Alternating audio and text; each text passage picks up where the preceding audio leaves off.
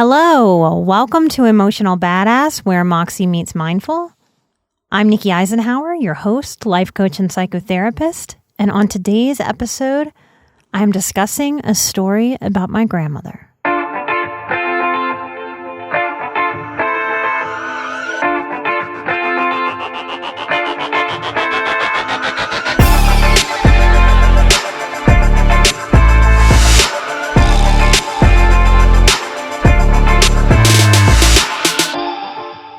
I felt torn about sharing this story about my Grammy.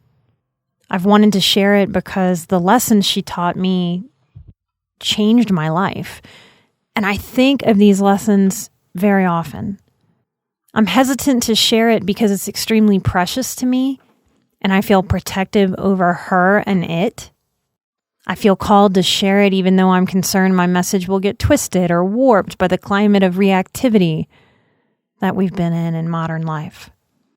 I'm highly aware that what I do for a living and what I have immersed myself in since picking my psychology major in 2000 is not what the majority of people spend their time doing and immersing themselves in. I have been studying healthy independence versus codependence and worked within the nuances and struggles and the impossibilities with people in the messiness, the nitty-grittiness of real life. There's no perfect when it comes to these dynamics. And when I see arguments on the news, on social media, or I hear people tell stories, we're arguing a lot as a people. We have more ability to spew opinions and to spew upset online than ever before. I am struck over and over and over again that we are a country who in large part does not understand or value emotion, yet inflates fear and makes decisions from fear, instead of valuing foresight and grounded rationality and measured response. I've studied fear and our fear responses. I've studied control and boundaries and have taught on these topics for over 14 years. I hope I honor Grammy's memory, and I hope this episode helps expand your thinking and your experience beyond your own and beyond fear or judgment of others' choices. Because the story I have to share hits on all these biggie issues: fear, quality of life, right to choose, right to say no, right to say enough, I have a limit. That's not for me. I did an episode recently that was well received on separating love and trust. In this episode, I'm sharing a story that asks you to consider separating love and control, separating control and fear, and separating fear from love. A little background. In my mind, my Grammy, Alma Marie, was the original emotional badass, and I believe I am living my life in a way that heals and grows me, and that I do that work for me, but I also do it for her. We've lived very different lives as women, but I still feel extremely connected to her. My Grammy was hard on me growing up. She wasn't easy. She was tough. Coming from her German descent, to this day, the hardest worker I have ever known, and a no bullshit attitude. Excuses were not allowed. She had 6 children, 4 boys, 2 girls that were the bookends, 16 grandchildren. My mother was the youngest, born with a hip issue and was in a body cast and had multiple surgeries, and really was saved by the organization March of Dimes that sponsored some of her surgeries. So I wouldn't be here today without March of Dimes. And Grammy went through that with her last child. Still, somehow, Grammy managed to be fluent in German and French on top of her English. She had 2 master's degrees in history and library science. She owned a bookstore when I was very young, and so the very first female business owner of my life was Grammy. In my yoga world, we talk about masculine and feminine energies, and I think this was a really big gift in my life. Grammy, in a lot of ways, kind of wore the pants and was very masculine in her energy and how she took care of her family. My grandpa was the HSP, the highly sensitive person, an empath. The creative woodworker, the outdoorsman, the artist, the gardener, the gentleman who would cry when emotion took over. I don't believe I ever saw my grandmother cry or become emotional. She was a certain kind of rock, a badass for me. Consistent and dependable when my mother was neglectful or angrily chaotic. Where Grammy wasn't soft, she was consistent. I trusted her to unconditionally love me. She pushed education above all else and reading. I had a hard time living with her, and I've learned in my own therapy that she supported the best in me, but also taught me codependency very directly. She taught me a whole lot of over-functioning for other people. Grammy was what we call in systems theory and addicted families the chief enabler. She kept the large family together and planned much of what brought us together as a family. She was the director and she directed everyone, and everyone allowed her to direct. So it worked really well until it didn't. Her love was so unconditional for anyone she let in that till I was probably a teenager, I really had no idea which of my aunts and uncles were her actual children and which ones had married into the family. Grammy naturally didn't play favorites, and she was very fair in a way that I could trust, even when it was hard.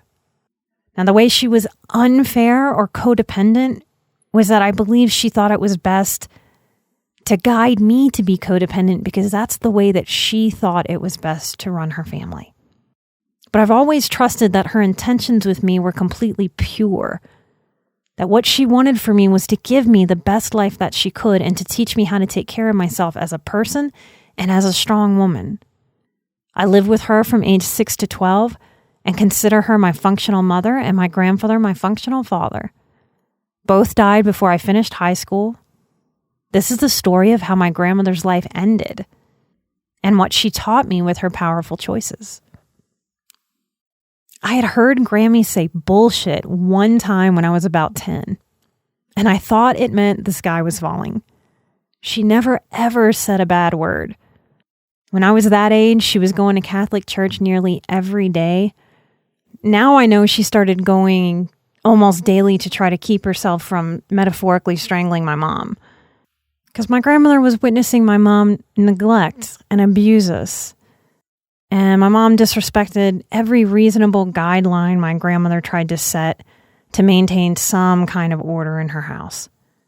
And my grandmother was having a very hard time watching the men come in and out around us. When I was 14, she turned 70, and her 6 kids threw her a big party. This was a big deal because my grandmother didn't do a bunch of pomp and circumstance. She celebrated everyone else, and really she didn't step into the spotlight of getting celebrated. And if you lean codependent and have been learning about that, that may be true for you too. So it was a really big deal for her to have this party. But the months before her birthday, Grammy started dropping more curse words. It was funny at first. The adults were joking, but I have this memory of her saying, "son of a bitch," under her breath, and no one else heard it. And I can see in my mind's eye 14-year-old me having an intuitive moment. And I only understand that now.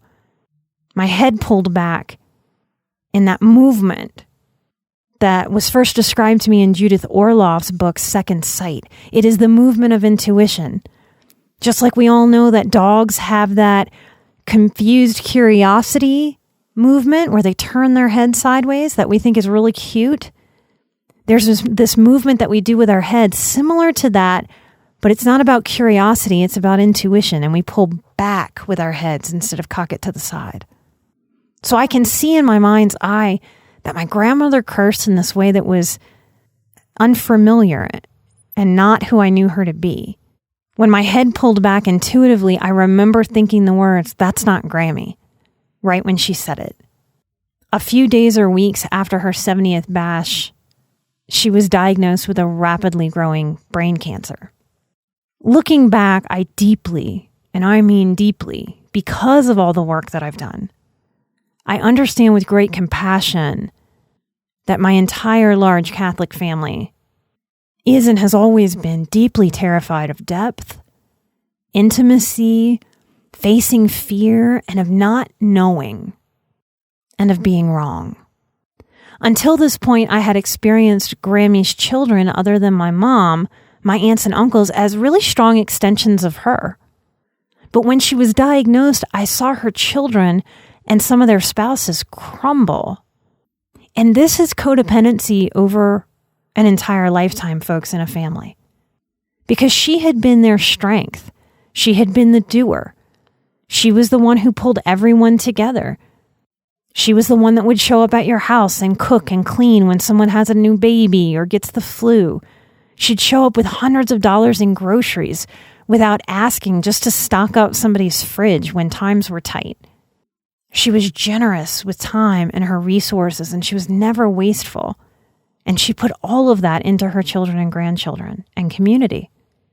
And I saw those things as wonderful, as selfless, as giving. And they look like that and they feel like that.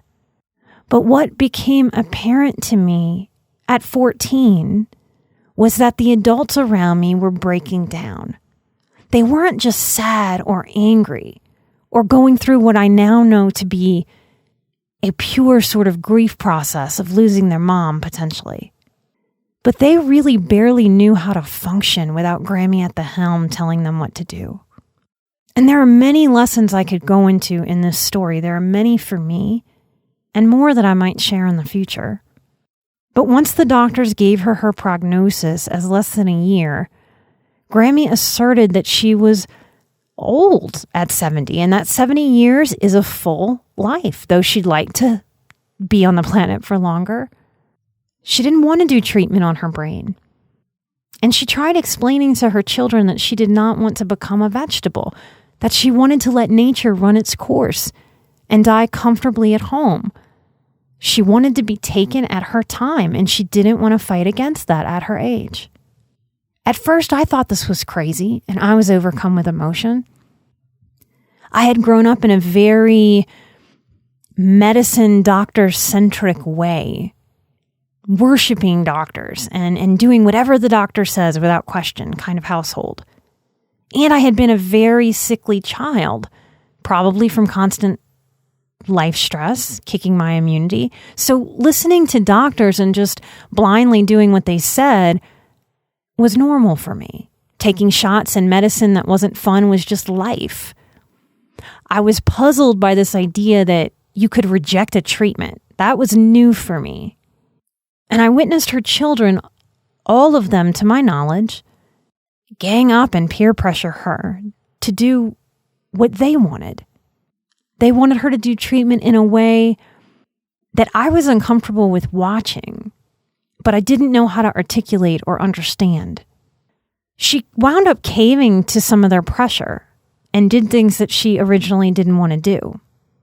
She allowed for a biopsy where they shaved part of her head. Not a big deal to Grammy, because part of her stoicism was that there was no room for vanity.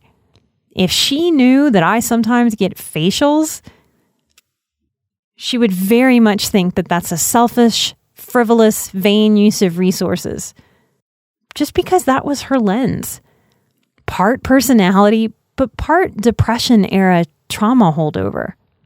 So she allowed the doctors to cut a hole in her skull, and they pulled out a piece of the tumor to biopsy. When the biopsy came back, the biopsy said basically it's the worst case scenario, and she wanted to be done. And her children, to my perspective, used emotional blackmail techniques out of love, but to guilt and to shame. And they kept up this campaign of get treatment, get treatment, get treatment, get treatment. And she didn't want to do treatment on her brain because the odds they were giving her told her that the cure would be worse than the treatment. What makes me saddest about this was that I believe deflecting their shame and pain and fear became the end of her life, instead of her children and grandchildren banding together to give her the most beautiful end of life that we could have given.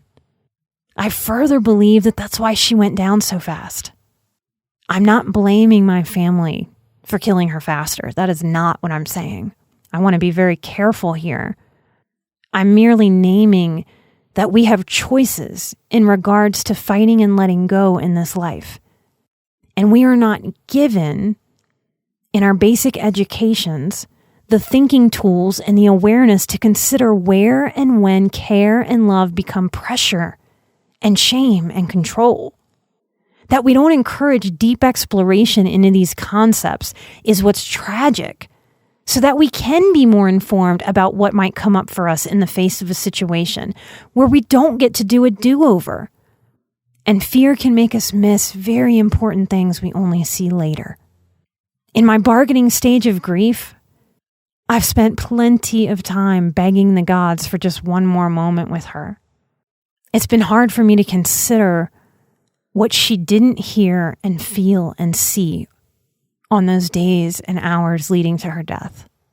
If I had that moment, I'd tell her, I see you. I understand your decision to preserve quality of life over quantity. I understand you want to stay here with us, with me. But you know it's your time, and you can't prolong your time on earth with us, and you are in acceptance of that. You have a strong connection to your maker, to your spirituality and your faith. And it's holding you, and you did such a good job holding the faith for this whole family that I know you see now that your kids don't know how to hold a faith or a real connection to a higher power right now when they need it most. They just don't have those muscles. But after you go, they will have the opportunity to gain these muscles if they choose. And I'll pray with you that they do so. I understand this decision, and I will miss you all the days of my life.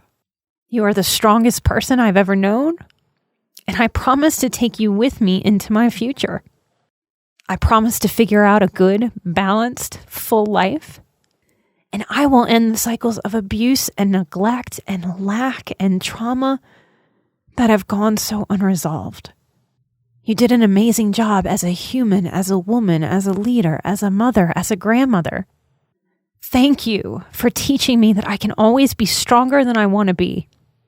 Thank you for teaching me that I can deal with the reality of what is, that I can look in life and evaluate my quality of life choices even when all the choices seem awful. I know because of you that there are often no easy answers and no easy way to avoid pain, no matter where we turn sometimes in life. Thank you for showing me that part of life is death, and we have the power of our choices to the best of our ability. And sometimes, despite all human understanding, some of us are called home at the right spiritual time, and that can feel so wrong to our human parts. Thank you for showing me that it is also a choice to respect someone else's choice, even when we don't agree. I love you, and that's important, but I want you to know I respect you, and I will honor you by living a whole and happy, healing, vulnerable, brave life in the face of all of life's unknowns. I love you.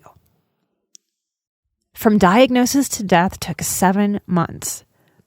In my heart, it took years in the way traumatic loss plays with time. I witnessed her lose function rapidly. She had a stroke. She lost the ability to move one side of her body. She lost her sense of speech. This brilliant woman and brilliant mind who loved history and words. I was angry at God for a very long time about that. And it would have been easy for me to stay bitter and angry about that. But I've chosen, and this is a choice, to dig deeply into my spirituality that is uniquely my own. I love helping people find their own spirituality, and I work as a spiritual advisor in this capacity. But this is mine. I've worked hard to let go of this anger, this hurt, this bitterness, the unfairness of how I saw her die, to find a deeper possible truth that releases me. I choose to process her brain tumor as a manifestation of a lifetime of overthinking for others and carrying the burden of others' emotionality. And that in her final months of life, if and only if I allow myself to look past the human suffering that I saw, then spiritually I choose to believe and feel the truth that the universe or God looked down on her and said, let her end her human life, no longer needing to overfunction, and allow her in death what she didn't allow in life, to be helped, to be assisted, to be literally lifted up by others, and to finally take a break. And I choose to believe that wherever she is, her version of heaven, I hope, that burden has finally, beautifully been lifted, and she is feeling free, light, and full of love. This might be a weird way for me to wrap this up, but we're all dealing with this pandemic, and we're all starting the process of lifting the stay-at-home orders and going back out into the world. The vibes out there can be weird. They can be aggressive. They can be dismissive. This is a hard thing for our human parts to be with individually and as a huge human tribe. I had childhood asthma. I have an irregular heartbeat. Chris has asthma.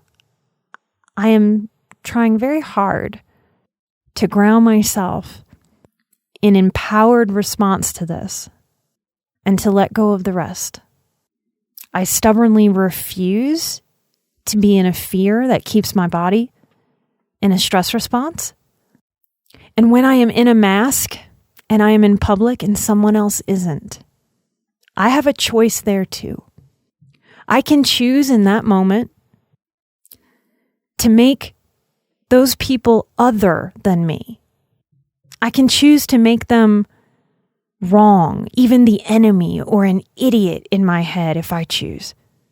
But I can choose to see another human being making a choice, and I can choose to respect that choice even when I disagree. I respect people's rights to think and act differently than I do, even when the stakes are high. When I practice this kind of respecting, I have more energy to make the tough decision life requires of me that I need to make for myself and my own family. I trust that people don't let new ideas in when others are screaming or shaming, judging or honking or throwing hard facts at people or waving witty protest signs.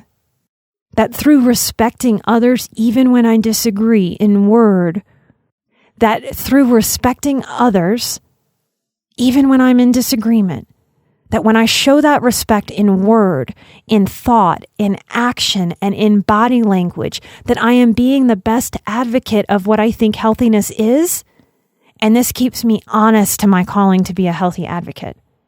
If I didn't know how to allow others to be themselves, then I would need to take myself back to weekly or biweekly therapy to look at my own control issues. Scary illnesses and big fat unknowns bring our issues to the surface to see. When we blame others and shame others and put our fears on others to control their behavior, and we point the finger outward, we are missing the growth opportunities within COVID or cancer. It is my spiritual practice to ground myself over and over again in what can I learn here? Being human is inherently messy and complicated. I practice as part of my spirituality that I let go of judgment moment to moment, and I tend to my side of the street and make sure my side of the street is clear and well maintained. Because that person over there that I see, yes, the ones that are easiest to get under my skin, he or she is actually a guru, welcome or not, and offers me deeper understanding of myself and the way the world works and how I want to relate to it. I hope that there is something in this episode, and I'm tired. This one felt tender and exposed. I've spent about 6 collective hours just working on trying to get this out before we even sat down to record. Patreon people, seriously, y'all are amazing. In the last 2 weeks, even with this crisis going on, we have had more people come to our Patreon, and we have a new breakthrough number of 127 as I record this. That really supported me in trying to get out this really tender episode that I've been wanting to do for a while. We are working on an episode to share how we have been honoring our Pay It Forward. I'm behind in that. We're going to catch up. I've been holding back that 10% since summer of last year so that we could really give some bigger donations. We give 10% of our Patreon forward. We pay it forward. Most recently, we sent Rivers and Roads Coffee here in Denver with a huge order. They gave us this order at cost so that we could send even more. And so we were able to send 9 packed boxes of the most delicious house-made pastries and treats and sandwiches and coffee to St. Anthony's ICU on the 7th floor here in Denver. I want to thank St. Anthony's and all the hospitals for what they've been doing, all the workers who have been facing their fears. And if you're here in Denver, please go support Rivers and Roads Coffee Shop. Check out the little glass shop that's right next door. I believe they're called Flux Studio. We love them here on Emotional Badass. Thank you all for listening to me. Thank you for holding space for what's vulnerable in me as I do my work to help make sense of what's vulnerable in you. We'll do some more Patreon shout outs on the next show because I went over on this one, made it a little longer than what we want. Thank you for hanging in there if you're still listening. Remember, my Grammy is the original emotional badass, and I am an emotional badass, and you are an emotional badass. And together we are where Moxie meets mindful. Light and love. Bye-bye.